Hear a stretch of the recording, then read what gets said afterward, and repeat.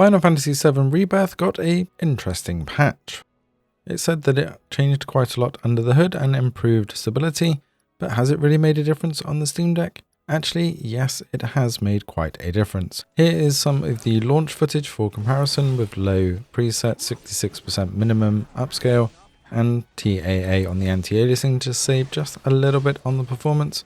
And you'll notice that it does dip under that 30 frames per second, and the upscaling at 66% does actually kick in fairly regularly. Now, if we have a look at the patch version in exactly the same area, but with this patch and some testing, we are able to actually enable the TAAU anti-aliasing instead, keeping all of the other settings the same with that minimum 66% upscale.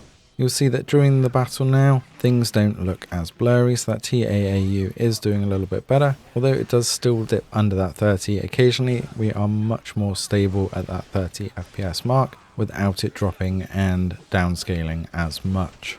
This becomes a lot more apparent when we start moving up the hill and we start seeing the mountain in the background. Again, during this little orc fight, we'll see it dip under that 30 frames per second and also that upscaling kick in. So we see a lot more fuzziness around. And as we put them side by side, it's a little bit more obvious, especially with some of the pop in. But the clarity on the patch 1.001 version is just so much better, especially on the OLED screen. It's really noticeable with that upscaling not kicking in so often. You can see here with the battle juggling the orcs in the air, just how more stable that frame time is and that frames per second overall. So a nice little patch, and if we actually take off the limit at 30 to try and push it up to 60, you'll see that we do stay over 30 very happily, but that upscaler does kick in all of the time trying to push for 60, which just really isn't possible on the deck. So locking at 30 is definitely still the most stable here.